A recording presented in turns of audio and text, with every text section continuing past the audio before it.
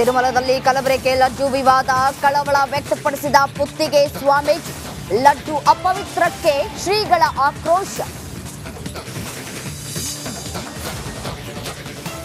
ಅತ್ಯಾಚಾರ ಕೇಸ್ನಲ್ಲಿ Munirathna lock. BJP ಶಾಸಕ ಈಗ ಕೈದಿ ನಂಬರ್ 9273. ಸದ್ಯಕ್ಕೆ ಮಾಜಿ ಸಚಿವರಿಗೆ ಸೆರೆವಾಸ ಫಿಕ್ಸ್. ಪರಸಂಗದ ಪೀಕಲಾಟಕ್ಕೆ 60 ಪೀಸ್ ಆದ್ಲ ಮಹಿಳೆ. ಬ್ಯೂಟಿ ಪಾರ್ಲರ್ ವ್ಯಕ್ತಿ ಜೊತೆ ಮಹಾಲಕ್ಷ್ಮಿಗೆ ಆತ್ಮೀಯತೆ. ಪ್ರೇಯಸಿ ಕೊಂದು ಪರಾರಿಯಾದ್ನ ಪಾಪಿ. ಕೃಷ್ಣಾ ನದಿಗೆ ಹಾರಿ ಆತ್ಮಹತ್ಯೆಗೆ ಯತ್ನ. ಮಹಿಳೆಯನ್ನ ರಕ್ಷಿಸಿದ ಯುವಕ.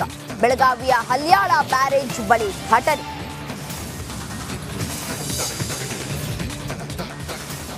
ನ್ಯೂಯಾರ್ಕ್ನಲ್ಲಿ ನರೇಂದ್ರ ಮೋದಿ ಹವಾ. ಕ್ವಾಡ್ ಶೃಂಗಸಭೆಯಲ್ಲಿ ಪ್ರಧಾನಿ ಭಾಗಿ.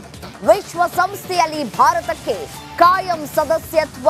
ಅಮೆರಿಕ ಬೆಂಬಲ.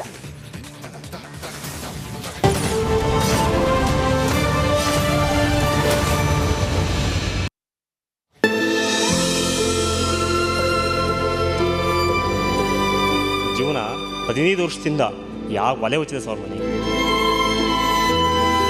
ಒಂದು ರೇಷನ್ ಕಾರ್ಡ್ ಇಲ್ಲ, ಒಂದು ಆಧಾರ್ ಕಾರ್ಡ್ ಇಲ್ಲ. ಮನೆ ಸೋರ್ತಿದೆ ಮಳೆ ಬಂದು.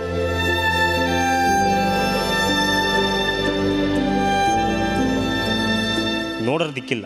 ಊರೊಳಗಾಗಿ ನಮಗೆ ಯಾವುದೇ ಜನಾಂಗದಾಗಲಿ ಅವರು ಇವರು ಅಂತ ಭೇದ ಭಾವ ಇಲ್ಲದೆ ಆ ಒಜ್ಜಿಗೆ ಇಷ್ಟವಷ್ಟು ಕೊಟ್ಟು ಸಾಕಿರೋ ಶಿಸ್ತಿನ. ಒಂದು ಬಾಗಿಲಿಲ್ಲ ಮನೆಗೆ. ಮಳೆ ಬಂದರೆ ಸೋರತಕ್ಕೆಲ್ಲ ಇಕ್ಕೊಂಡು ಮನೆಗೆ ಒದಿಯೋಕ್ಕಿಲ್ಲ ಸರ್.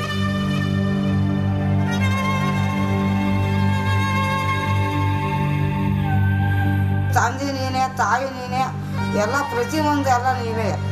ನಮ್ಗೆ ಅಣ್ಣ ತಮ್ಮ ಅಂತ ಯಾರೂ ಇಲ್ಲ.